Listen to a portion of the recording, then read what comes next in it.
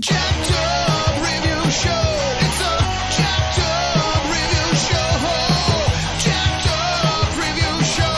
It's the Jacked Up Review Show.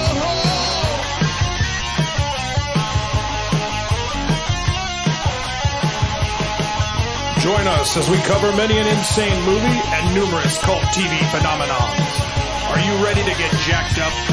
Are you with us? Then listen on. Listener discretion is advised. It's a Jacked Up Review Show. It's a Jacked Up Review Show. Jacked Up Review Show.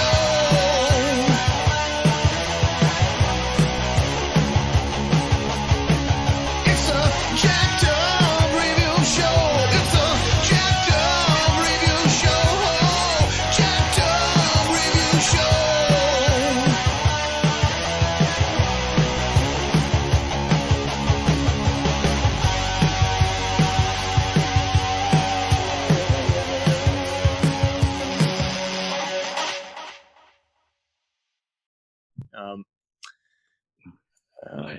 Alrighty, and we are live, and I'm back with a very exclusive guest, British actor, filmmaker, and action star, Simon Phillips. How are you, sir? Hello. Hello. Cameron. Nice to speak to you. Likewise. And so, Simon, for many who don't know, has been in many movies such as UFO, The White Collar Hooligan quadrilogy, He Who Dares 1 and 2, and Offender from 2012, and Jack Falls films. And how are you right now and during this chaotic time, sir? It's a difficult time for everybody, I think. But with difficult times, Cameron, I find there's always opportunity there. You just have to find it. Exactly. Everyone's walking around like a chicken with their head cut off, and it's like, well, if you want to do that, you can, but it's not advised. Yeah, but there's opportunity there as well. So the world is going to grind to a halt. But people that are up, like filmmakers, so the type of things that seize opportunity like that. Seeing things that seem like disaster might well be a good time to do something. Absolutely. Yeah, you couldn't have said it better. And so we're going to jump around here. I've always been much like your co-stars. How to better phrase it? I've been aware of a few different of your co-stars as well, such as Billy Murray and a few other well-regarded actors. So I'll jump around here. Yeah, sure. I saw that originally before you got into film and acting, that you had a choice between that and marine biology. And so, yeah, that's an older interview from 2012. But what did you have any just kind of other insight in how just people have to make difficult decisions and you just have to go with your gut instinct? That would be inspirational to hear. I think, to be honest, everybody knows what they have to do. They're just sometimes a little afraid to do it sometimes, in your heart you'll always kind of know what has to happen, but you can do what I and 99% of people do, I'm sure, which is do the wrong thing first. The only mistake is to stick with it. Once you're going, you're like, I actually don't want to be a marine biologist, so just because I could do the science and it was the logical choice for me, academically, it doesn't, you're like, oh, actually, I don't want to do this, this isn't actually what I want to do. And the minute you kind of admit that, every day after that is a mistake that you don't do something about it. Even if you're at university, even if you're already taking the course, you have to drop out and be an actor. Can you imagine my parents when I told them I was going to do that? They were like, you're gonna what? Nobody likes it. At the beginning, years later, I was always seeking my father's approval to do that, and it never came. Years and years later, my dad was like, he told me he quite liked one of the movies or something, and that I had, oddly enough, I had stopped seeking it, and it was a typical life teaching you these things, once you stop needing something, it appears, so I was like, oh, thanks, Dad. Why wouldn't I have given for that 15 years ago? I'm so fucking sorry you had to do that, though, dude. That sucks. No, you know what, mate? What it is it's like anything, like any project that you're passionate about. You know yourself here. If you really want it, and if you really really do want it, and it's good, it's not something bad, it's something positive, then you will have to overcome like crippling, sort of barriers. But if you really want it, in the end, it will flow your way, and it makes it sort of worth it when you get the other side. Well, I'm glad you were able to transform it into something positive, but God, Yeah. that would suck. I'm kind of in a similar way where I have the support to do film, but most people just want me to work for a bigger person. I'm like, no, fuck that. It's just, I got all these free ideas. I know I can make them. I know I can make them cheap, for under 10K. And I just need you guys to be a little extra there. Just kind of just push, keep finding other sources. One of you works in advertising. I need your help in selling the fucking movie. So I'm going to jump around here. You've started with so many just very reflecting, very intriguing people. Yes. So I'm going to jump around here. What was it? A few of your recurring co-stars. What's it like working with Rita Ramnani? Yes, I mean that was it was good. I mean, I was married to Rita Ramnani. I'm not married to her anymore, but okay. Sorry, I didn't see anything of that. My bad. Okay. No, that's all right. That's all right. Yes, I mean, a wonderful actress, but sort of, I have a big personal side to that question. So yeah, okay. I'm the other side of it now. I'm divorced. So what I can say is she's a very talented actress, and that's very true. Okay. Cool. Shit.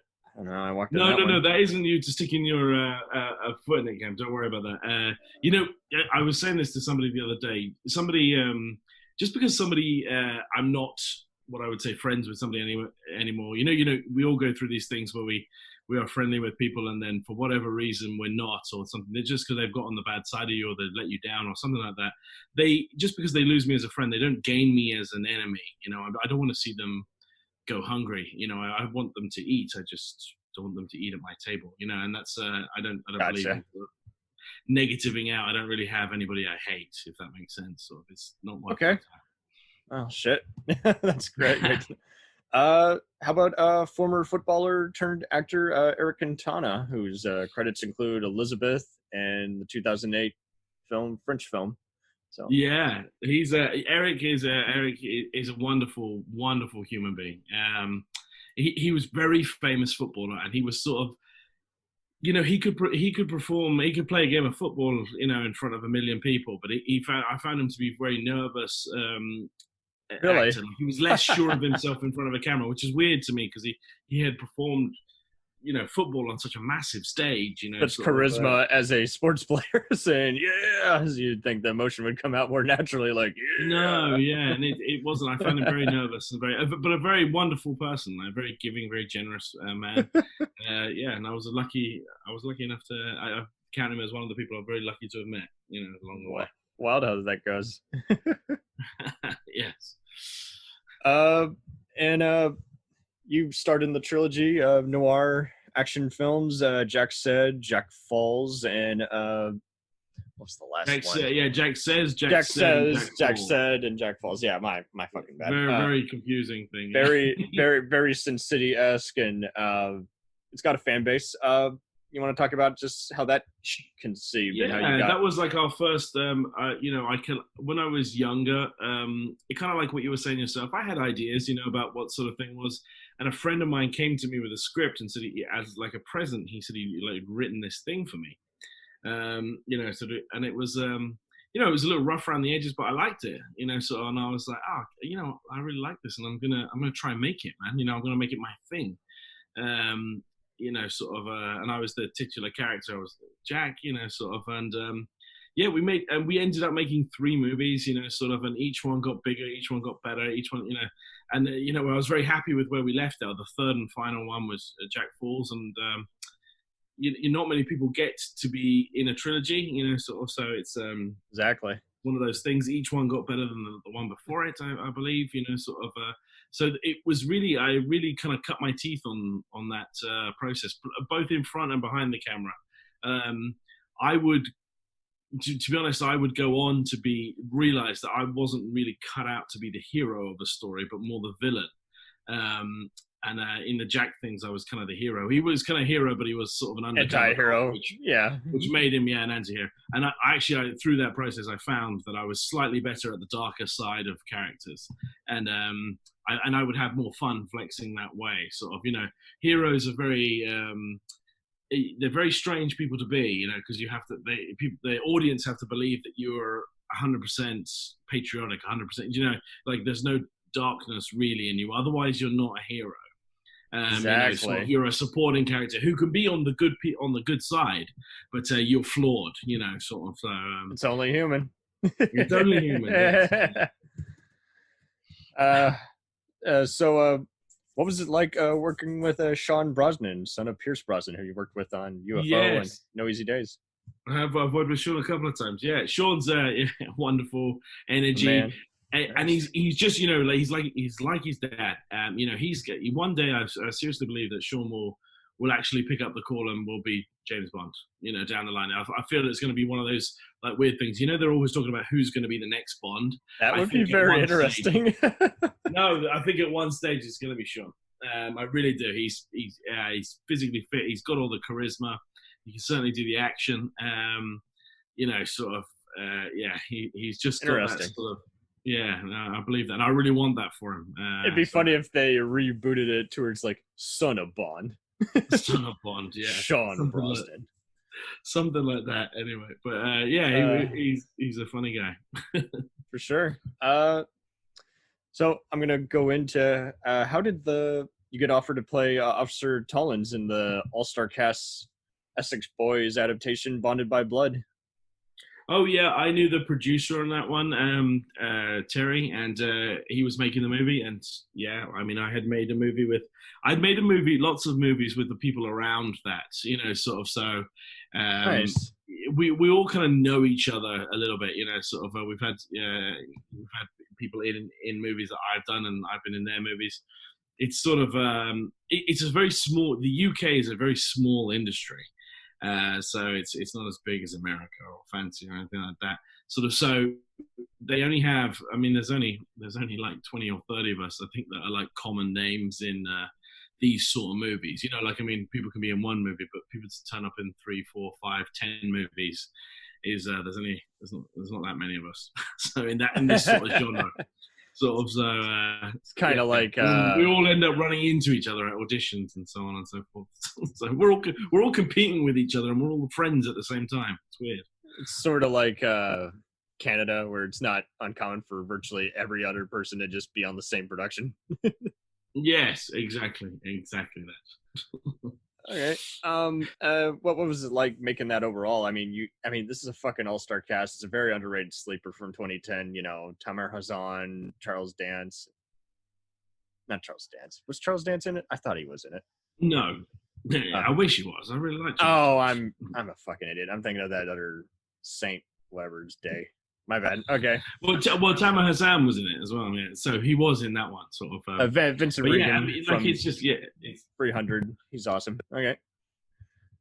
And it was great. Sort of that story, the story that they're telling is the Essex Boys kind of story, and it's been done a few times, but it's a great story. So I don't mind in that sense. I don't mind it. Sort of. I've seen it a few times. I've made a few of those movies. Exactly. Independently outside of that. So yeah, I mean, so that inspired you to make all these white collar hooligan films, and I've never seen so much bashing, guys, and I didn't think those movies were that bad, and yet so many people were just bashing, talking trash. It's like, Jesus, who did you piss off? Oh yeah, I mean, I'm never worried about that. Listen, man, as soon as you enter into this game, as people are only going to tell you when they hate it. Like that's just the internet. Sort of in general, it's like people. It's not worth telling people for some reason. It doesn't seem to be worth telling people that you really love something. It seems to be that it's only worth typing out abuse to somebody on a review site or something like that. And for us, for me, mate, I've always said I don't read the reviews. I don't read anymore. I used to when I was younger. But if people don't like it, people don't like it. There's nobody forcing them to watch it. And if they're unsuccessful, we'll stop making them. Sort of. But whilst they keep selling, there's a silent kind of majority of people that keep buying those things and keep wanting more.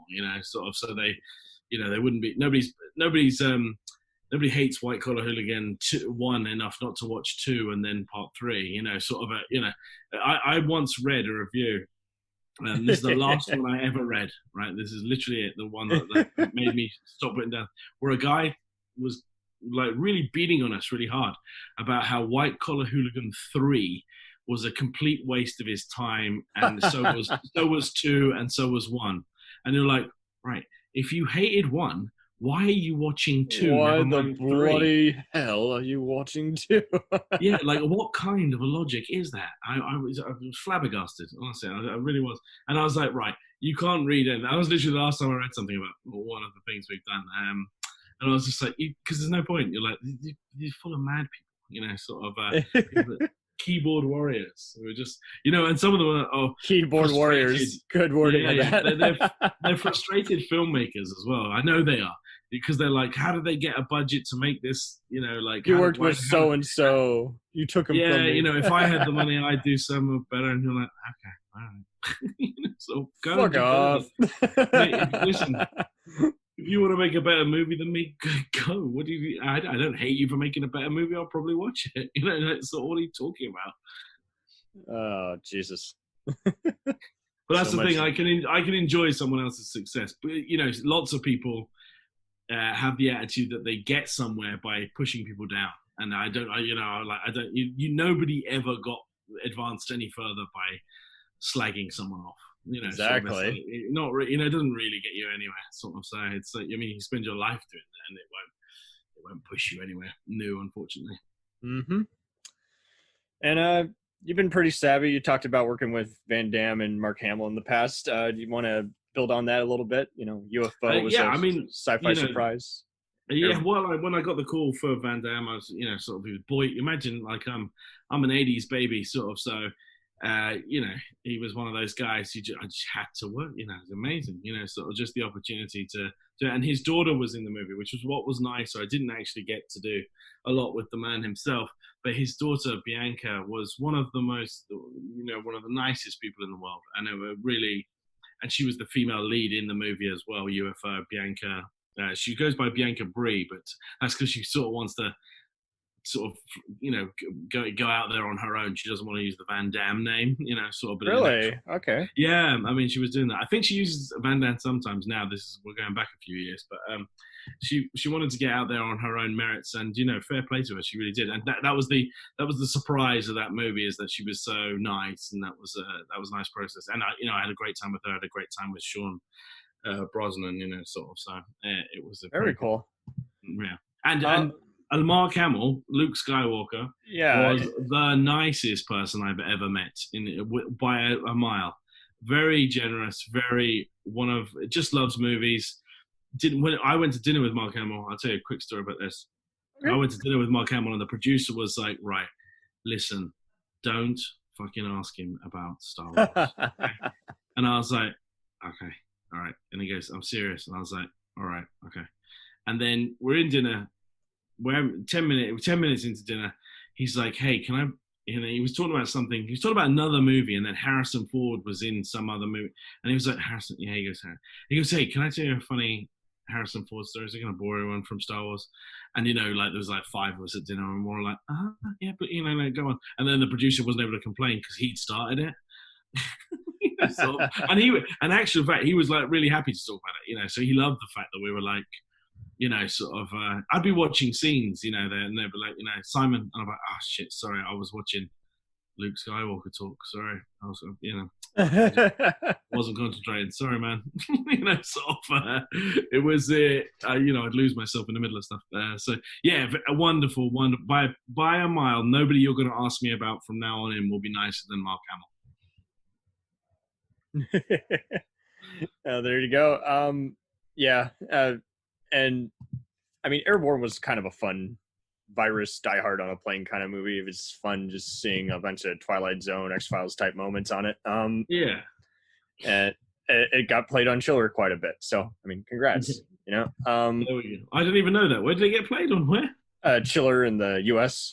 Oh, okay. See, sometimes Cam, you're the one that tells me these things. It's all good. It's not now a defunct channel, but it was owned by Universal's Sci-Fi Channel, and it was. Oh, wow. It was kind of.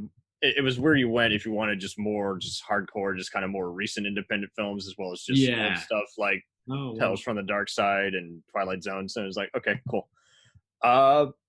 And just building on from that, that's the same year you do the prison survival movie Offender and Strippers versus Werewolves. How did those lowbrow affairs come about? Right, I'm in a meeting with the producer Jonathan Southcott.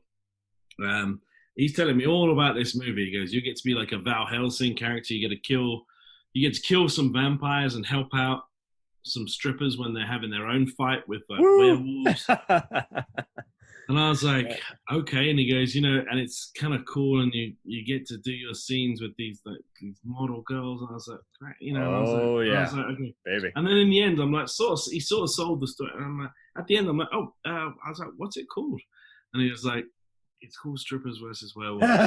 He wasn't forthcoming at first. And I was like, right. And he was like, it's a real good paying job, Simon. And I was like, I'll see you Monday. Sort of. This guy was great. This producer was great because he was able to talk you into doing things. If you just heard about it, you'd be like, oh, I don't know, man, about that. Hold on. And I've had people tell me that, and in that movie, right, Robert Englund was in that movie, who plays Freddy Krueger. Right, I was going to actually follow up with that. You've been one of the few fortunate enough to work with both Freddy and Pinhead from Hellraiser. That's right. So I've worked with Freddy and Doug. So I've ticked off a few boxes over my life. I'll tell you that. But yeah, he was in the movie, and I was like, that was one of the things the producer told me. I was like, that's great. Yeah. Sort of amazing. Yeah, I'd like to do a movie that he's in. Absolutely, sure. I didn't even have a scene with him, but he was in the movie. So I was like, yeah. In fact, his scene was with my good friend Billy Murray, actor. They had a scene together. So I was like, you know what, bang, I'm in. Billy's doing it. Martin Compston's doing it. There was a few people that were doing it that I quite liked and stuff. I was like, yeah, absolutely, let's do this. And it was a nightmare of a shoot. Like, it was so. All the girls in it were like fucking such a pain in the ass. They were all playing. It sounded really cool, and I was like, yeah. And all my friends were really, sort of like, wow, and there were all these models in it that were like actors. I don't recall it being that risque. So what was up with it? No. So here's the thing, and I'll tell you sort of this is behind the scenes thing, right? On day one or whatever, maybe it wasn't day one, day two or whatever, the girls were like, it was a nightmare conversation. The girls we're all in this strip club in South London where we lived for a month, like sort of making this movie. And the girls were having this, it's a bit, everything takes so long because the girls want their makeup to look perfect and everything. Oh my fucking God. Okay. And they're playing strippers, so you're like, okay. And then one of them decides basically that she doesn't want to strip, even though she's sort of signed on to play a stripper, and she goes, I actually don't really want to take my clothes off, sort of the poor director, I was there when this happened to the director.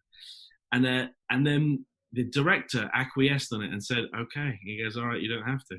And then every other girl who played a stripper was like, well, if she's not stripping, I'm not stripping. They're all set up to, and then what we ended up with. That's a pact. That's what that is. Yeah. I'll do it if you do.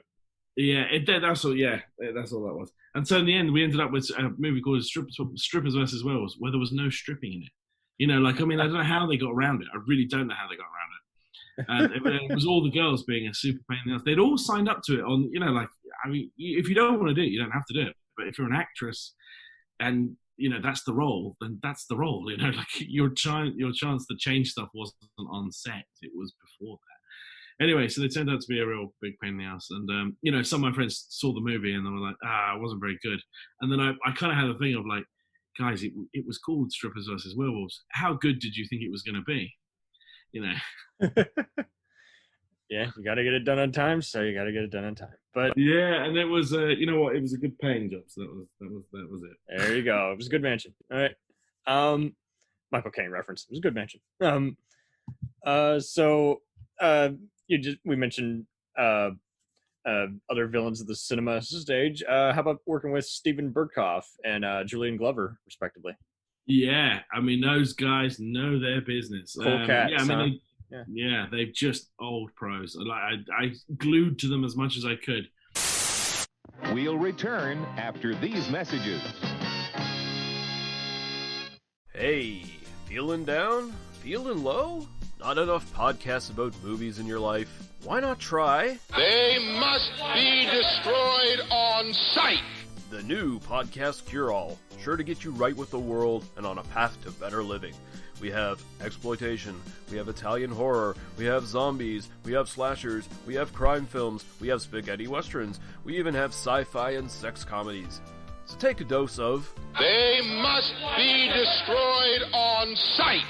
as needed, and let the hosts, Lee Russell, Daniel Harper, Paul Ramali, and the odd guest host cure what ails you. Warning, may cause atrophy, African consumption, black fever, bone shave, chin cough, colic, cramp colic, dropsy of the brain, elephantitis, grocer's itch, jaundice, mania, miasma, mortification, palsy, Pott's disease, rheumatism, scurvy, St. Anthony's fire, summer complaint, and worm fit in some people. Consult a physician before listening.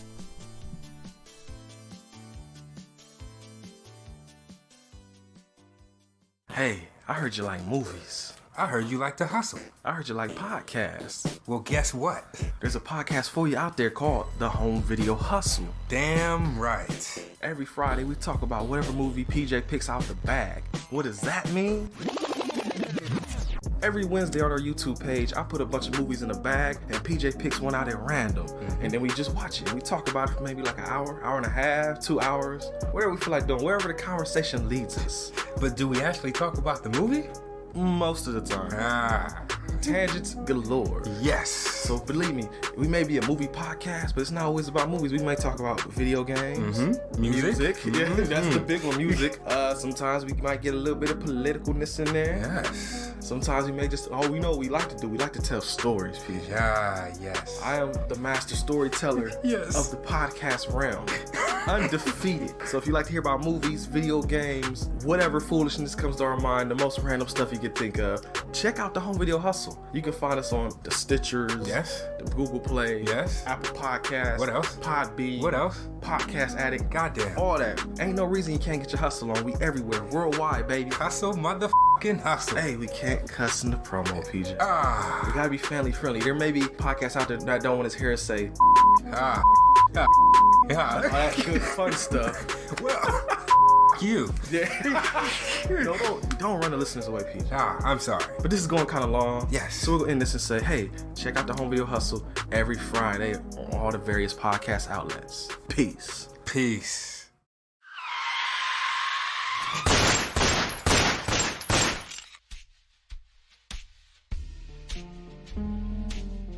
As far back as I can remember, I always wanted to be a gangster. And while Witch didn't make it to the top of the world, he did make the Gangs of Hollywood podcast. So join the gang and enjoy a movie review podcast about movie gangs, gangsters, mobsters, and the mayhem they cause. You can find GOH Podcast on Facebook, Twitter, and Instagram at GOH Pod at www.gohpod.com, as well as your favorite podcast listening app. And remember, say hello to your little friend for me.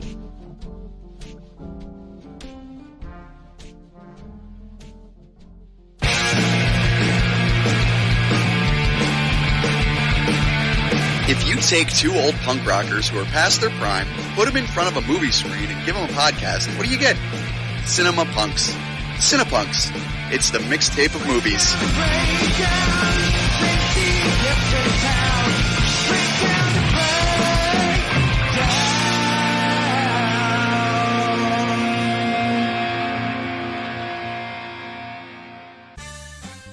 Did you ever see a film at such a young age it left you traumatized with cinematic wounds? Necrophilia. It's a dead issue, man. Don't push it. Cinema Psyops is a weekly podcast documenting an ongoing experiment on the mind of an unwilling test subject. No one should have to watch this movie. Oh, no one should have to watch this? No one should have to watch this movie. Surprisingly, it's not a topic that a lot of people really want to tackle. I'm shocked, prudes. I know, really. Right? It's the next sexual frontier that no one wants to explore. I am, in the most sincerest of senses, disappointed in you. It takes a powerful goddess like Connie, jam her arm down the monster's throat and kill it. Oh, I'm still tripping out over that. Even as a kid, I was like, I gotta find a girl like that. Every week, I get a new look of disappointment that I never thought I could get out of it. Unimaginable. At 12 years old, you should not be watching this movie. Obviously. At 13, you should not be. 14, you shouldn't be. I'm not entirely sure even 17-year-olds should be watching this. Just because you're offended by something doesn't mean that you have the right to demand that it doesn't exist. Watching this film again, I had all of this like little nerd glee with everything that kept little popping history up. doll popping up absolutely. at you. So I totally loved this film. Hey, I know why you couldn't see that. It's because your brain's warped from watching this shit at 12 years old. Yeah, this is a rough movie. I told you ahead of time when we were getting ready to do it that it was How going to be could a you rough watch one. this shit at 12? Because physical wounds heal, cinematic ones don't. Listen to Cinema Psyops. It's time, let's check our cue, baby. Pair it with a couple brews, baby. We love good movies. We love the bad ones too. So we watch them all and pass their lessons on to you. Oh yeah.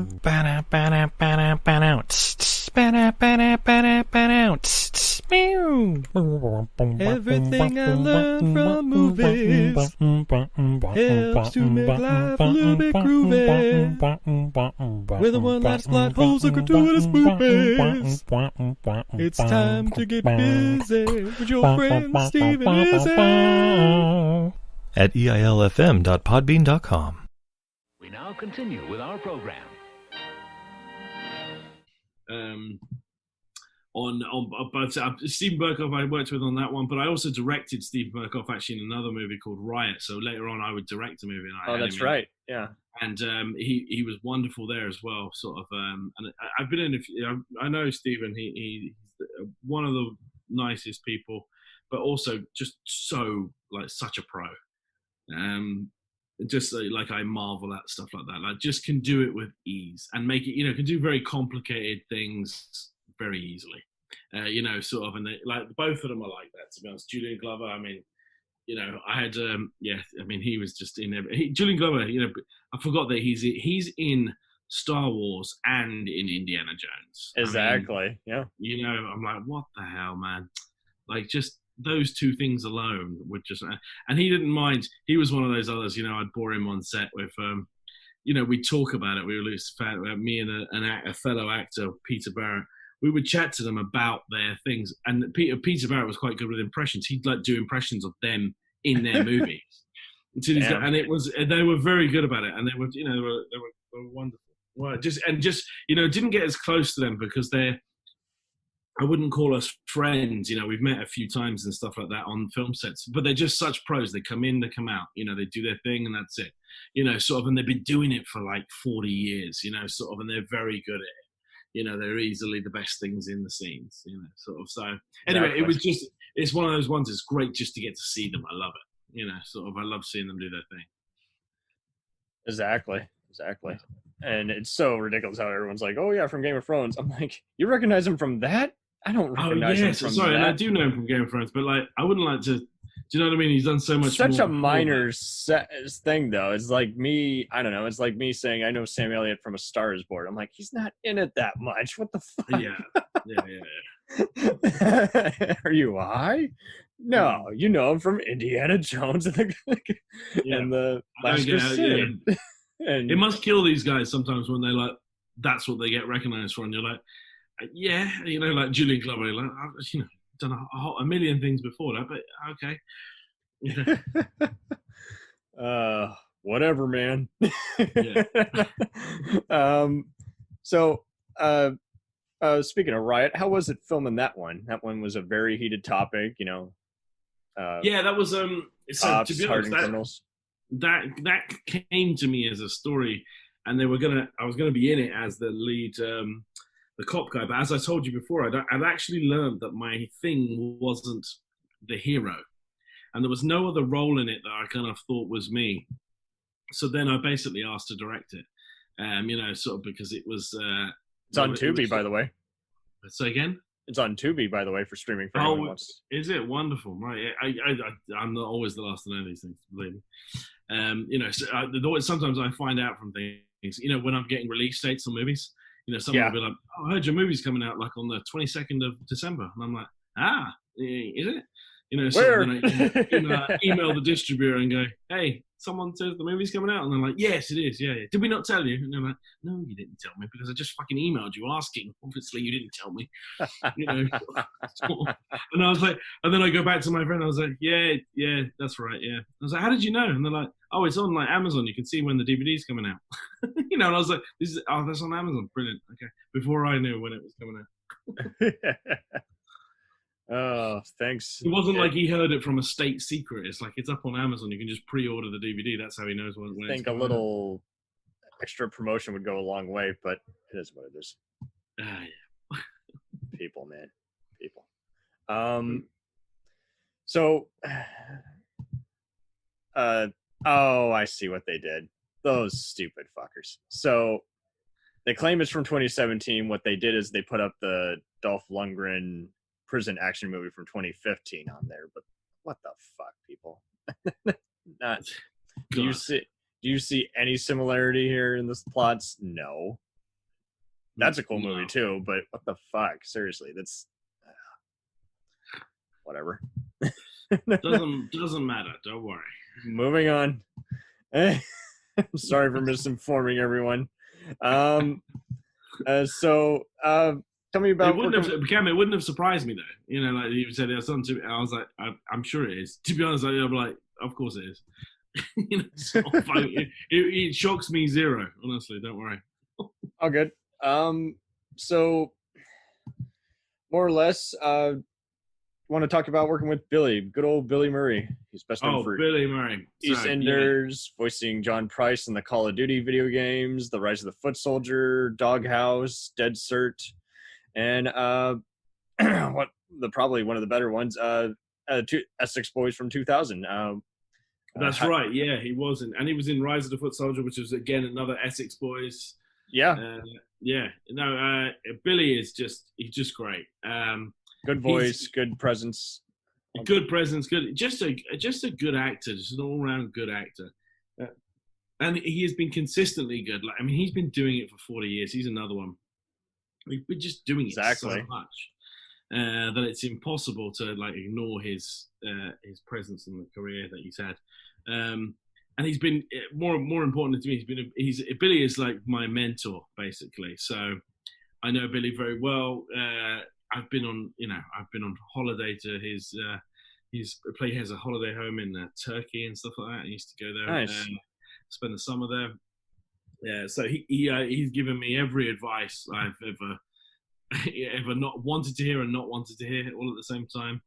So he's without Billy, I definitely wouldn't be where I am today for sure. I don't know. He's a great all-round person, and he's just old school as well. So he's a hoot to go out with. He's not afraid to offend anybody, which is great. I love it when people are like, oh, you can't say that, and that's sort of locker room talk. Yeah, it is a little bit, but it's sort of mostly common sense. It's not really offensive, It's it's offensive because they chose it to be. Yes, sort of in a world we can get offended by anything right now. Sort of it's a weird one. There you go. So let's skip over to.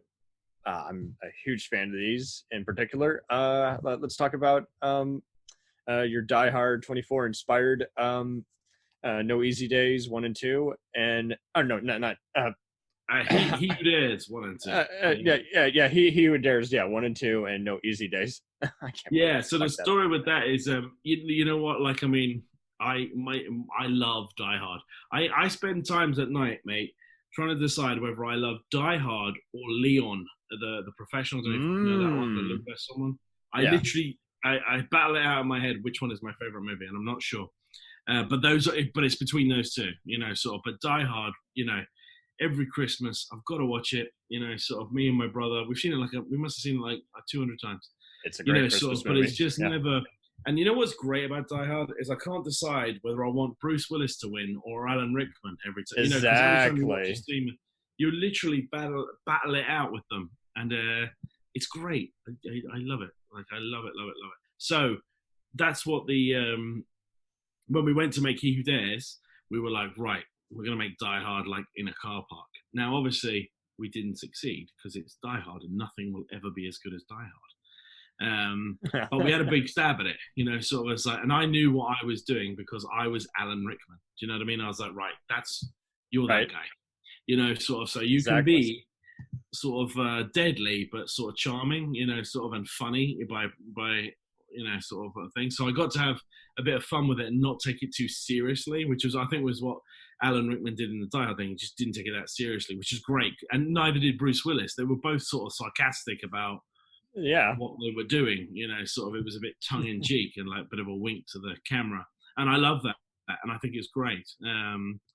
And that's, but I mean, that was what we were trying to do with that. So, very simple concept, we had kidnapped the Prime Minister's daughter, and, we were holding her hostage, and it was that sort of nightmare scenario of like, what imagine if that actually happened. I think your promotion team was screwing it up a bit because they're like, oh, trying to be the next Raid. And it's like, I actually like it better than Raid, but unpopular opinion. But I mean, it was just like, what does it have to do with the Raid? The Raid was a Die Hard knockoff too. So what the fuck?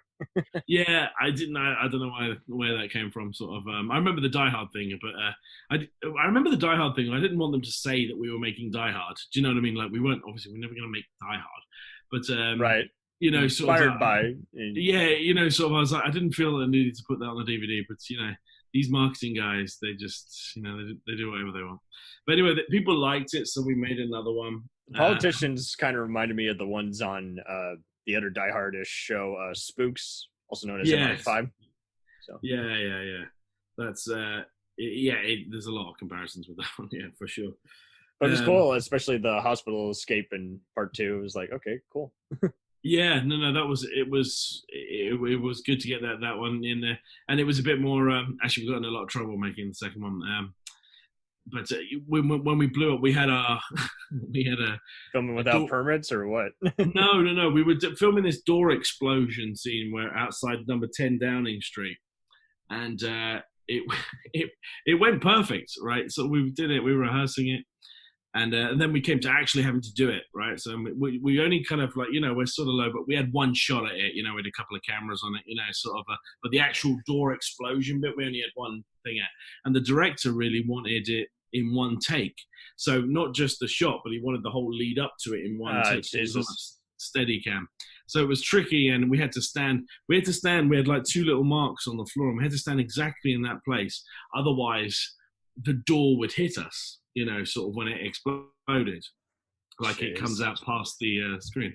And obviously we did this, and the guy was, the guy was like, "How big do you want it?" And the director was like, all of us were kind of like there. I was there saying, "Well, as big as possible, right?"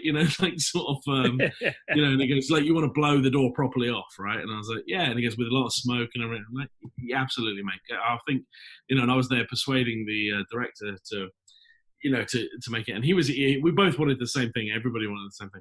Anyway, we did the thing, and it did make it came right off, and it must have been within an inch of the actress's face that was stood next to me, who was playing my sort of lead hench woman, if you like. Yeah, and that's right. Because it caught a gust of wind. The door was actually quite light. It wasn't a heavy door. It was made of like balsa wood, like that very light wood. But it looked like it was heavy, right? Sort of. But in actual fact, it wasn't very heavy because that's what helped it blow off a bit further. Exactly. It got very close to her face, like within an inch. It didn't hit her, but I think it's in the trailer, if I'm not mistaken. It is in the trailer. Yeah. No. And when we watched it back, we were like, "Great, man, that was amazing." But the the camera team and everything. Everyone's stuff got covered in the dust that was behind it. So it was a night. But they were like Simon and Paul's the director. They were like, this was super dangerous.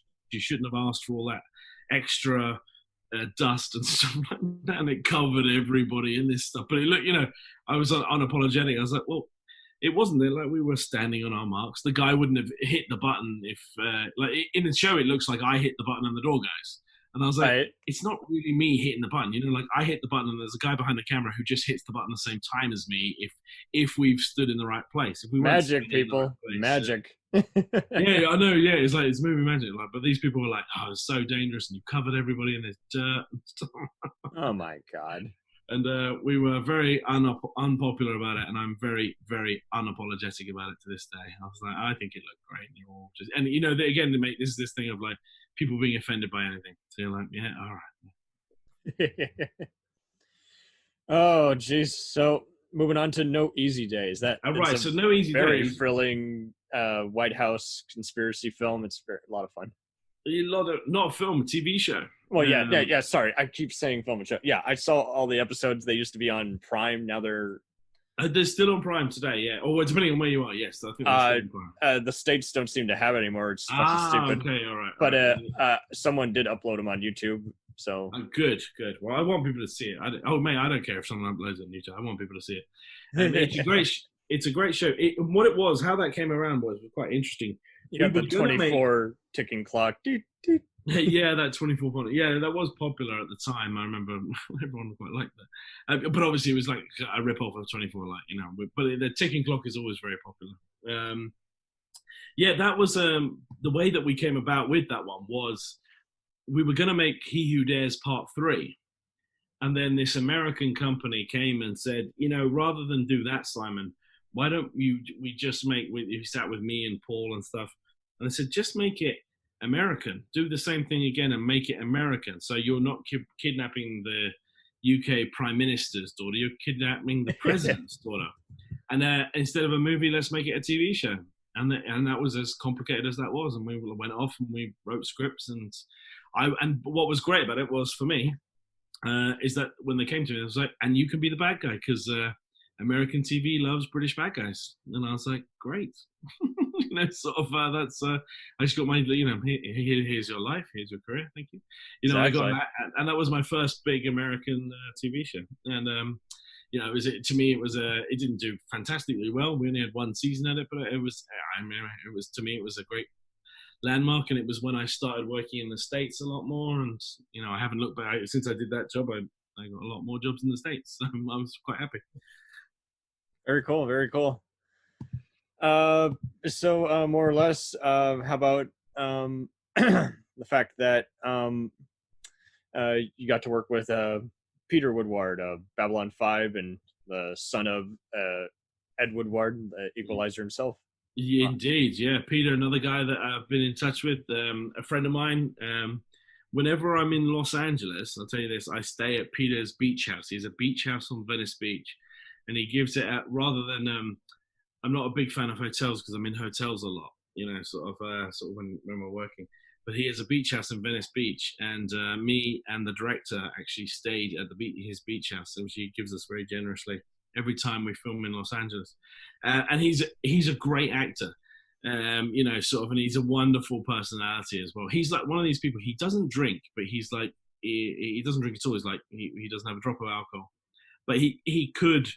You would think that he was high all the time, and he's not. He's just sort of high on life. He's great, and he's a writer. He's written, he's a writer, and his own, like in own regard, he comes up with incredible things, and he's just a very talented actor. And we just run into him all the time as an actor. We go because the director, who's a big friend of mine, Paul Tanta, whenever we're thinking of people for roles and we want something to go with our producer hats on, Peter's name is never very far away, because we're like, hey, if we can make something work for this guy, he's a friend for life type thing. We'll get it. Right.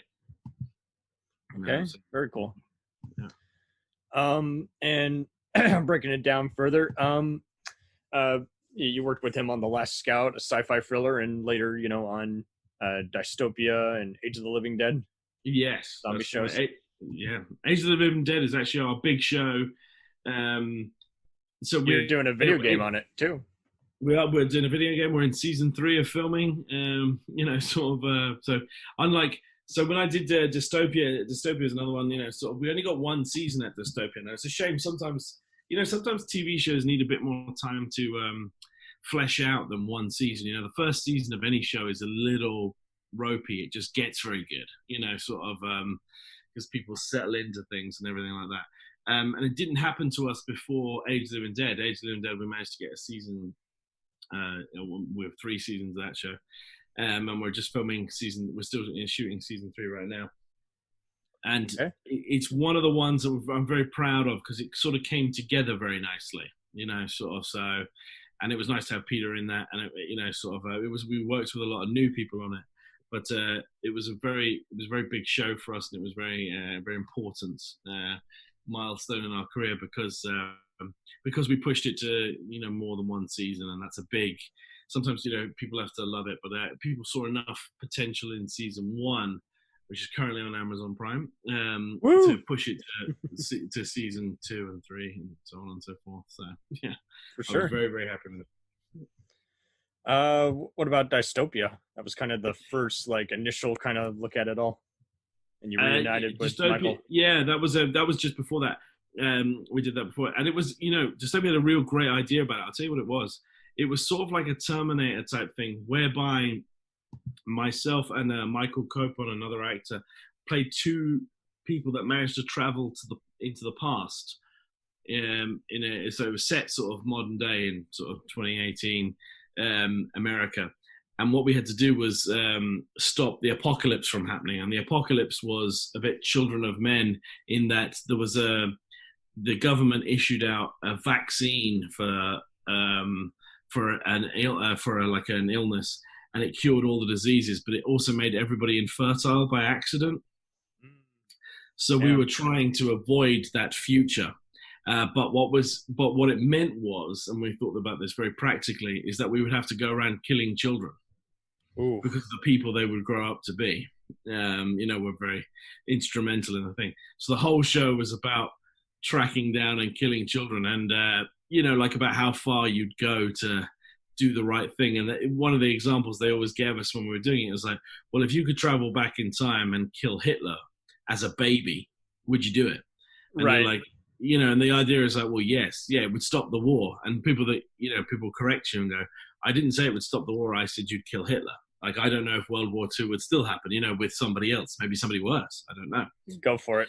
Sort of can't lose. Or maybe it avoids it completely. You don't get to decide that. That's just the sort of risk you take. Damn.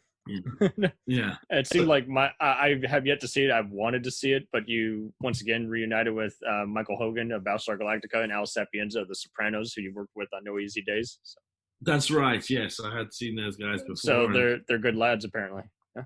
They are good. They're both very, very good. And Al Sapienza particularly is someone that we've worked with time and time again. His name pops up in a lot of things. We do a bit like Peter Woodward. There's names that sort of follow us for several years, and that's the example. Though he's one of those as well. I love Al. Yeah, he's a hoot on his Twitter. He's a badass. He's been in everything like Brotherhood, Person of Interest. Do you know what his first movie was? Have I told you this? Animal Instincts 2. I don't know. He's done a lot of software. Pretty Woman. Oh, that's right. He's one of the doorman or whatever. Yeah, that's right. Yeah, amazing. I was like, oh yeah. Maybe it wasn't his first, but his first big one for sure. Yeah. And I was like, yeah, he still gets residual checks from that apparently. That's nice. I would hope, but Dystopia got some confusion because I think I have yet to see it. I want to see it. Apparently, Michael Madsen and Eric Roberts were attached to this, or did they drop out? Or Michael Madsen's in it. Sorry, Eric Roberts wasn't in it. He was going to be in it, but we couldn't make it work with schedules. But Michael Madsen was in it. Okay, well, he hasn't put it on his resume, so I guess he's missing out. Jeez, really? Actors, man. What are you gonna do with these guys? Huh? Either that, or his agent fucked up and is like, "What the hell?" I'm sure Michael Madsen's got enough things on his resume anyway. That's true. I'll give him the benefit of the doubt. used to talk to his buddy Joe Estevez. That's right. Yes, Charlie Sheen has an uncle who's his brother's twin brother. And he talked about how just Michael has just shit ton of kids. So it's like, yeah, he's got to keep working. Yeah, I mean, you have to hand it to Michael. I mean, he works. That guy, Jesus Christ, he works. Like he's, you know, I think he's in like the last time I looked, I think we had 300 credits to his name. Right. And on this, you were also fortunate enough to work with Leslie Lopez, best known for being one of the hit women in one of the first few seasons of the TV show Power. So that's cool. That's right. Leslie was lovely. Yeah. When she was with us, she wasn't. She was just starting that job. Actually, I remember that at the time, Leslie was very excited about doing it. Sort of. She'd only just come into it. In fact, I got to kill Leslie. So, all right. Whereas in Power, she's the one that's killing people. That's all right. She's used to it, just being in these kind of roles. So you also worked with this one gal named, her real name is like Sheena Collette, but she's credited as she here. I'm like, what the hell? Okay. She's credited as what? She on her IMDb. Is she really? Yeah. Is she becoming a rapper or something? I don't know. It's been. Do you know what? It's been a while since I chatted to her from the show. Don't know. But yeah, it seems like she's done. I must reach out to her and find out if she's being a rap artist. I have no idea. Maybe she's like Prince. You know, she's just rebranding as. And she's done a mix of US and UK productions, just either as extra work or as actual credited work. So yeah. So to be honest. Most of my stuff wasn't with her. Most of my stuff was with Michael, you see, sort of. So Copan, yeah. Yes, sort of Copan. So I didn't work with the girls too much, you know, on that side of the story, sort of. So I didn't know her as well, sort of, because that was always filming slightly separately to us. You know, there was a story in the sort of the time travel era, and then there was the story in the future, and she was part of the future story. So there you go. So we didn't, but yes, I'm gonna reach out and see if she's rebranded as the artist she. and what made you figure out that you were going to be working with a Power Ranger, Michael Copan? Michael, I was in a movie with Michael directed his own movie called Worth the Price back in 2015, maybe 5 years ago, and I had a role in that movie with him, and when we were filming, we were just talking about this idea of Dystopia, which we turned into Dystopia, but it was just an idea at that time, and that's what that became, and that's how I ended up with working with Michael. You know, sort of. So, and again, Michael was one of those guys. You know, we love him. We've had him on a few things. He was in Age of the Living Dead for us as well. I had him back up filming in Canada. You know, for us. So yeah, it was cool. Just cool. Very cool. Very cool. Overall, just you have any other projects you want to plug? Like, especially when you worked with Peter Woodward on The Last Scout, a sci-fi indie. The sci-fi was very good. Last Scout, yeah, very proud of that one. Very, very difficult to do a sci-fi, you know, sort of, because it's all about how it looks a little bit, you know. I mean, that's obvious, I guess, in a way, but you know, every film is how it looks. What about Once Upon a Time in Christmas, where you play? Well, that's the thing I was about to plug, because Cameron, that's coming. The sequel, Nights Before Christmas, is coming out this Christmas, and. So I've got two things here. What am I plugging? Oh, yeah. Right. Nights Before Christmas. Coming out this Christmas, December 6th in the US. I'm not sure where, actually, on December 6th it's coming out. But I did get told that was the release date just before this call. So cool. December 6th somewhere, streaming, I guess, or DVD or both. I'm not sure. I'm sure I'll find out eventually. But anyway, so just before Christmas. And it's a fun, you know, Mr. and Mrs. Claus. Yeah, you play a serial killer couple dressed as Santa Claus. It's fun. It's very fun. You got to not take these things too seriously, and you know, and you'll be all right. Yeah, and another movie called Stealing Chaplain, which is a thing that has, interesting enough, a couple of people were talking about Al Sapienza, Peter Woodward. Two brothers try and steal the body of Charlie Chaplin and ransom it. Nice. and based on a true story, Cameron, as well. Sort of That's cool. two brothers did actually steal the body of Charlie Chaplin and did try and ransom it to the family. That sucks. Jeez. And they obviously got caught and so on and so forth. But that's part of life, I guess. But yeah, that's coming out. I'm not sure when that one's coming out. That one, but it is the one that's coming up, as it were. Sort of. So Al Sapienza, Peter Woodward in that one, it's a lot of fun, and it's got Wayne Newton in it. You know Wayne Newton? Holy shit, the singer? Yeah, Wayne Newton's in the movie because it's Did set you know- in Vegas. Did you know you're often mistaken for the singer, or not the singer, the guitar player, Simon Phillips? The drum player, The drummer, of we actually have emailed each other. I've never met him, and we have touched base because what we keep saying is somebody every now and then someone asks me, I was like, "And you play the drums?" And of I'm the like, Who. and I was like, "No." Like, what? And then, and he goes, we've emailed it because we emailed each other saying, "Hey, I'm the other Simon Phillips. I often get mistaken for. I get your mail because somebody congratulates me on a great movie that I wasn't in." And I was like, "Well, I get told people ask me to play the drums at things, which is incredibly embarrassing." And I'm like, "I can't play the drums." And like, "Yeah, you can. You're apparently one of the best in the world." And I'm like, "What? No." Yeah. Very cool. Very, very cool. So, yeah. And just kind of just a final, look at it all. When you conceive a script and all, do you just have any kind of just other, since I'm an indie filmmaker myself, do you ever have just kind of just something where you're just thinking about it, and how does the whole planning stages go, and any tips and tricks you like to share for those who actually are serious about this and are looking for anything to be inspired by? If you have an idea, just stick to it. You know yourself when you hear a good idea, you're like, it's good. I know this is good.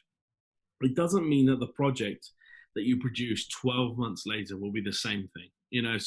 But if you had a good idea, like when we were doing The Nights Before Christmas, the thing that's coming up now, it was as simple as like a crazy Mr. and Mrs. It's a horror movie set at Christmas.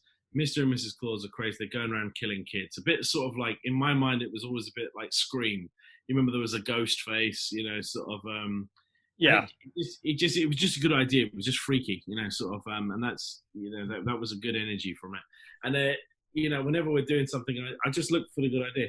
And if it doesn't feel like a good idea, then it's not going to be, I know people that will go, yeah, I wasn't too sure about this. And I don't know how anybody makes something when they're not sure about it. You've got to at least be sure about it at the beginning. At the end, okay, maybe not.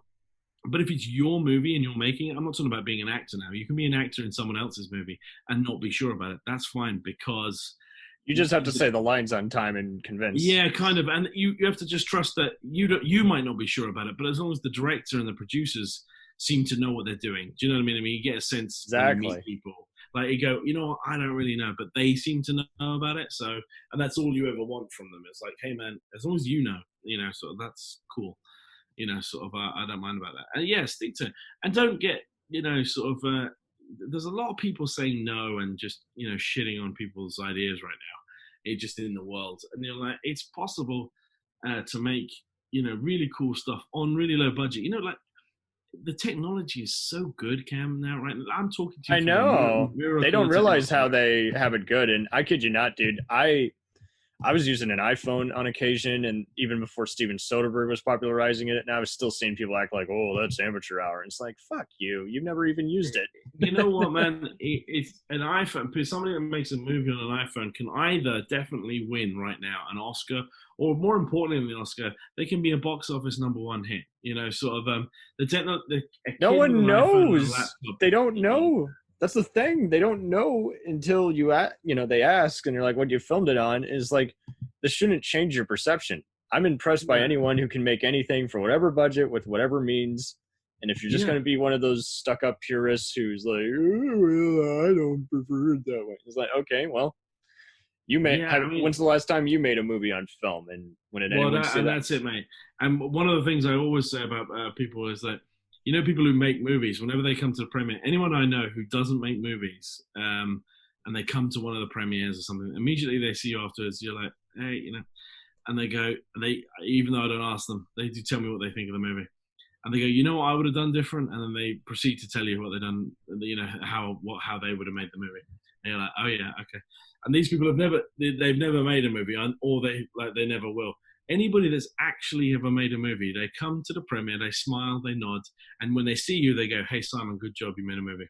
You know, sort of, and they may not have liked the movie, but they recognize as a filmmaker, as you would understand and stuff like that, and lots of people would understand, that to make any movie is like childbirth, you know, sort of, it's very difficult to do.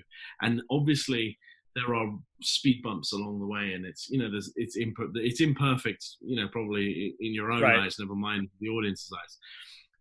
But, you know, they just recognize what it is to just make a movie and just get it out there. And if they're sat at a premiere, then you're at a premiere or you're at a film festival and the movie's about to come out on DVD, you know, the movie's finished, you know, so and people will just go, you know, hey, well done, you know, sort of good for you. Exactly. Know, you made a movie. And like you say, a lot of people just sit there from the sidelines and criticize and will never make anything. And that's fine. But the stuff that you and I make, you know, will long outlive those people. Hopefully so. I've always been taking note and everything, and it seems like everyone just likes to act like, oh, you know, he sucked at that, so he can't do this. And it's like, well, that's not necessarily true. Someone who's good with makeup might not be a good writer, but if he keeps at it at makeup, he's going to go a long way, and vice versa. Yeah, there's lots of, I think you've got to feel everything out. And you know what annoys me is this idea that someone could be Steven Spielberg right from the get-go. Oh, my God. It's like people like criticize your first, you know, like they're looking at your chapter 1 with their chapter 20 and they're trying to compare.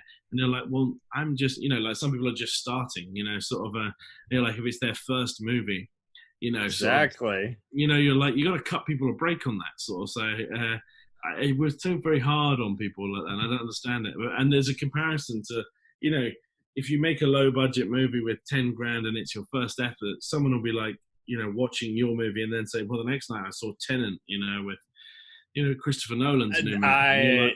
Those are not the same thing. You know? So you are encountering the same snobs I met in film school who were like, I want to make it like Christopher Nolan. I want to make it like Martin Scorsese or even Michael Bay. And it's like, there is no comparison. You are making something totally outside of even their means. You're low budget, but low budget is great nowadays because you can hide it, you know. And yeah, I mean, you can be that's proud of the good thing that's on our side is that technology, like, is leveling out these things so much. It's great. You don't have to branch out and get a bunch of film and stock and everything and all that. You just need people who are dedicated, who even maybe just hire people who have their equipment. And creativity, you know, sort of a good idea. And a plan. Free. Yeah. Yeah, and a plan. Yeah. Some clever way to execute, you know, sort of what you're doing, sort of something, you know, and a vision and a plan, you know, but it doesn't have to be, you're right, I mean, it doesn't have to be dollars. I mean, and we've all, to be honest, we've all seen these big mega movies, you know, exactly. Where they spend $100 million on them and they're terrible. And you're like, I don't know how that, you know, you can see it, I can see it's very expensive, but it's absolute crap. You know, exactly. Sort of, and you're like, I'm very sorry there's absolute crap. I realize a whole load of people worked on that. But you can pile money onto the marketing, but it's crap, and the audience know it's crap as well. They're like, they know on a subconscious level. Well, fortunately, some people are opening up. They're seeing some dirty games be played behind the scenes, so they're now fortunately taking Metacritic and Rotten Tomatoes with a grain of salt. They're like, yeah, well, I don't buy into that. I'm still going to see it. Yeah, I think. Well, the audience will still, you know, if the audience score is higher than the critic score, we're going. Absolutely, yes, yeah. 20%, only 5 people reviewed it. Yeah, fuck that. 50 people reviewed it, gave a 7 out of 10. This is our kind of movie. Yeah, exactly. It seemed like you're pretty well attuned and you have a thick skin, which is what everyone needs. Hell, I can't believe I'm doing this during the interview. If you're interested, I got some story ideas. Love to send your way. Send me anything. I'm always up for a good idea. Like always. If it's look, a good idea is priceless, mate. A good idea is priceless. Like literally, if you hear, I can run with just an idea. It doesn't even have to be a script. It has to be just the idea because, you don't really sell the script. I think you often sell the idea. You know, people don't have time to read the whole script. They don't, you know, in that sort of film world. But they do have Right. time to hear the idea. And if the idea resonates or something like that, then they love it. Sure. And I love it. So, yeah, absolutely. Then, mate, I would never reject anybody's idea. I will, however, tell you if I don't think it's a good idea. That's fine. We're all about thick Or skin. if it's not an idea for me. I mean, there might be some, you know, people have pitched me some very passionate projects about, you know, a family in Somalia, you know, escaping after the war. And I'm like, listen, it sounds great. It's just not great for me. Do you know what I mean? Like, I don't know what to do with that. Exactly. You know, sort of, very recently somebody was talking to me about a Western, and I was like, I've never made a Western. So whilst I love the idea of it, it isn't really within my wheelhouse. So I don't really know what to do with that sort of yeah. movie. We've interviewed other filmmakers here who had to rebrand themselves. Have you ever heard of Chaos? Known as KSI. Oh, I haven't, no, but I'm useless at names. He's done some movies with the Iron Chef himself, Mark Dacascos, and Kane Kasagi. He's a pretty talented dude, got a very cool noir-like style, but most people know him just for Ballistic X versus Sever. But that movie has a way better reputation among action fans compared to critics, but he just takes it with a grain of salt because, like Jim Cotta, it was just taken away from him at the last minute by the studios, and it was his foot in the door, and at the same time, he just had to rebrand himself after a while. It's like, okay. Well, whatever you think about it, you know, just I gotta move on.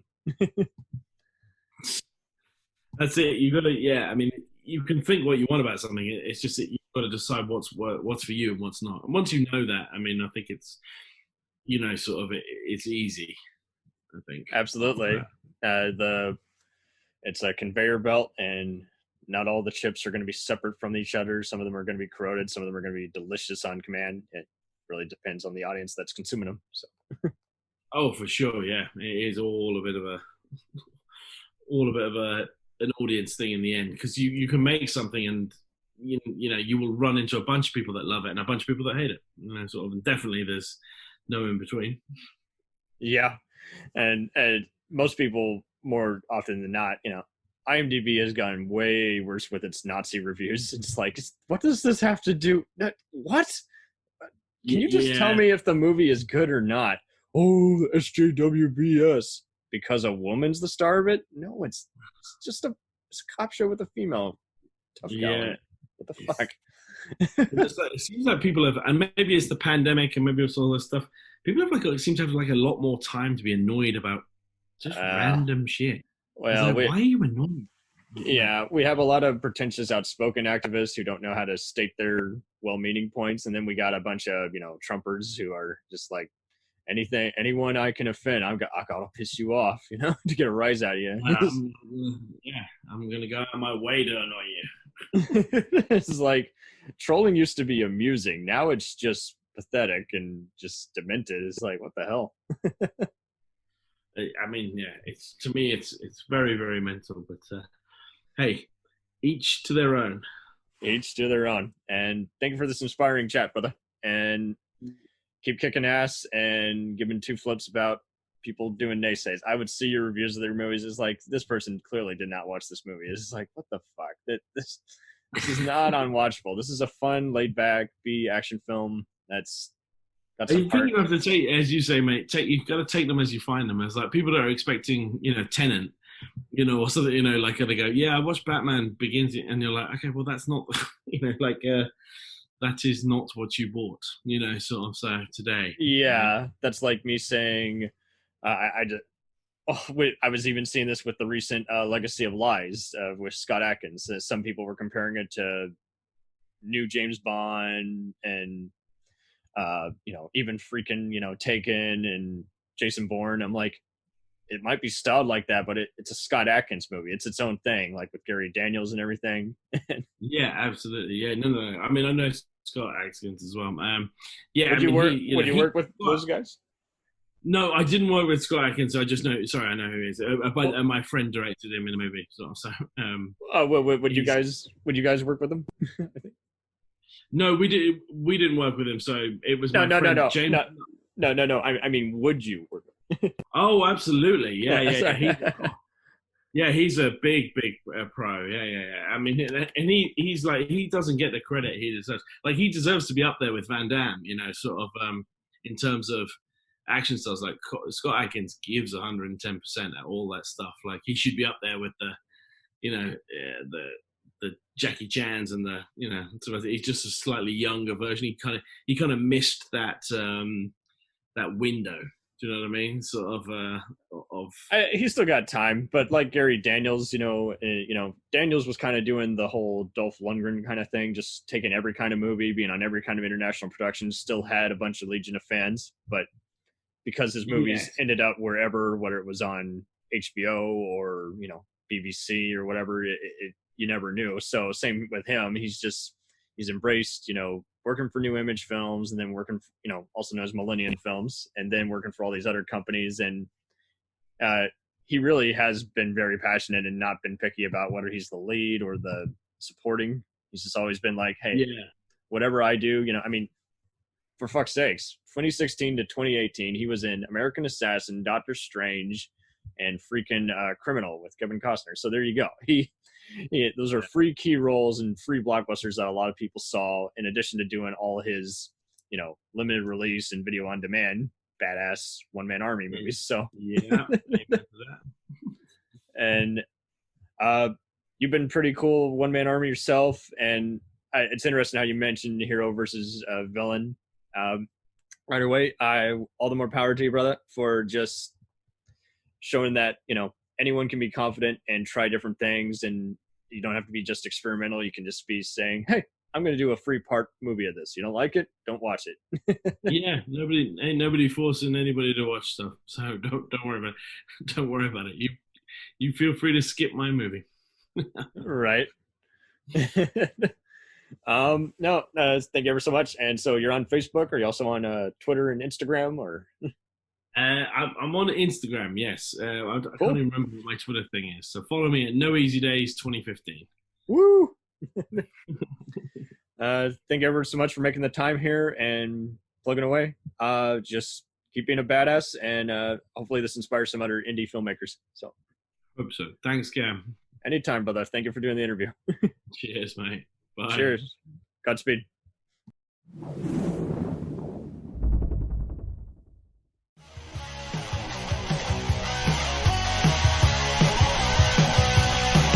Follow us on the web on Facebook, Twitter, and Instagram. The podcast is available on Podbean, Spotify, iHeartRadio, Anchor, Apple, and anywhere else podcasts are available. Feel free to review our show and leave comments on any of those sites. Thanks a million for listening. It's a jacked up